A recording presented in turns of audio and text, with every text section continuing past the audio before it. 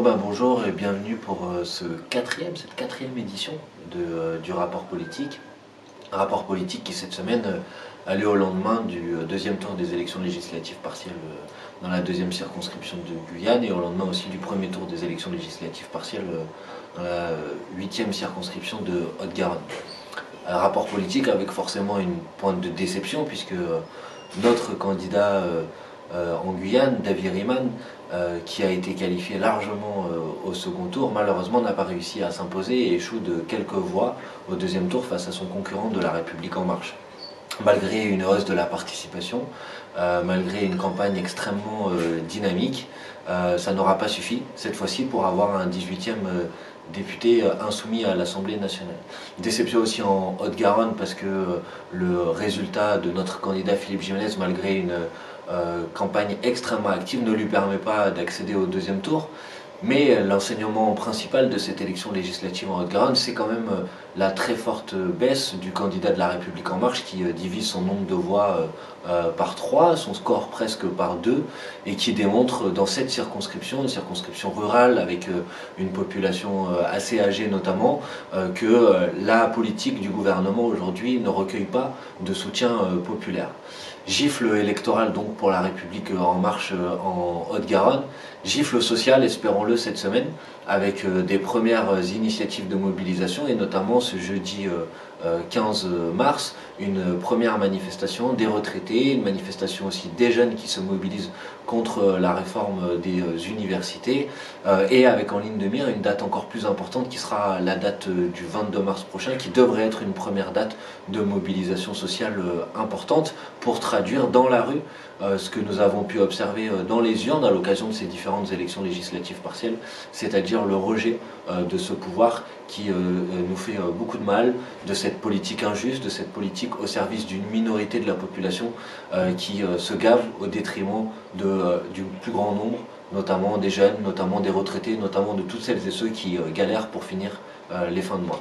Si on lève un petit peu la tête de ces deux élections législatives partielles qui avaient lieu hier soir, si on sort des spécificités locales, la spécificité d'un territoire guyanais où c'est la seule élection législative partielle où la participation est en hausse, c'était une bonne nouvelle. Si on sort de la spécificité de la circonscription de Haute-Garonne, circonscription où le Parti Socialiste a une implantation très forte, circonscription que le Parti Socialiste a gagné au premier tour en 2012, où la présidente du conseil régional, le président du conseil départemental, l'ensemble des conseillers départementaux, 150 maires sur les 280 communes de la circonscription appelés à voter pour le candidat socialiste. Si on sort la tête de ces spécificités locales, si on regarde les élections législatives partielles, les 4 qui se sont déroulées depuis le début de l'année, on observe quoi? On observe un pouvoir, un président de la République, des candidats du gouvernement qui reculent très fortement.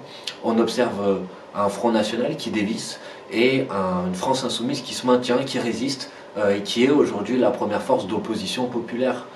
Et ça, c'est un acquis extrêmement important pour la suite et pour les combats qui viennent.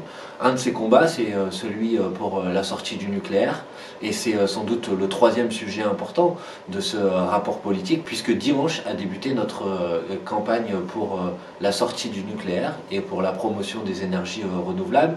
Elle a débuté avec déjà un certain nombre de points de vote qui ont été organisés dimanche partout en France dans le cadre de cette votation. Il s'agit de demander aux citoyens s'ils sont favorables ou non à la sortie du nucléaire. Elle a commencé aussi dimanche avec un rassemblement organisé à l'occasion de l'anniversaire de la catastrophe de Fukushima avec des associations et des forces politiques dont la France Insoumise, puisque ce rassemblement a été conclu par une intervention de Jean-Luc Mélenchon. Cette campagne, elle va se poursuivre toute cette semaine.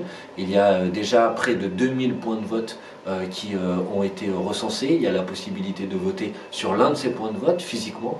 Il y a aussi la possibilité de voter en ligne. Et si vous voulez voter, que ce soit physiquement ou en ligne, vous pouvez vous rendre sur le site nucléaire.vote qui va vous permettre soit de voter, soit de trouver le point de vote le plus proche de chez vous. Cette campagne, c'est la première des 3 campagnes nationales décidée par les Insoumis lors de la convention de Clermont-Ferrand. Elle se poursuivra dimanche soir avec une soirée de clôture où seront notamment annoncés les résultats de cette votation. Elle se poursuivra aussi puisque l'objectif de cette votation, c'est ensuite d'aboutir sur un texte de proposition de loi qui pourrait être soumis à l'Assemblée nationale pour organiser et pour proposer que l'Assemblée se prononce sur un projet de sortie du nucléaire.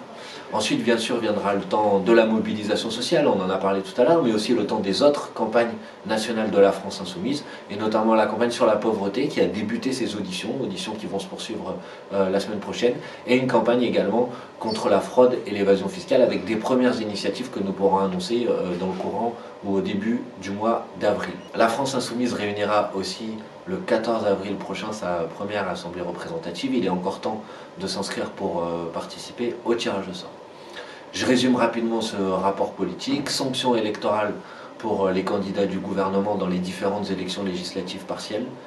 Travail en cours et que nous devons mener pour une sanction sociale avec la participation aux mobilisations le 15 mars, le 22 mars et espérons dans une grande initiative de convergence comme l'a proposé à nouveau Jean-Luc Mélenchon ce dimanche à la télévision et également campagne pour la sortie du nucléaire engagée par la France Insoumise et d'autres associations qui va se poursuivre toute cette semaine. Bonne journée, bon courage et à la semaine prochaine.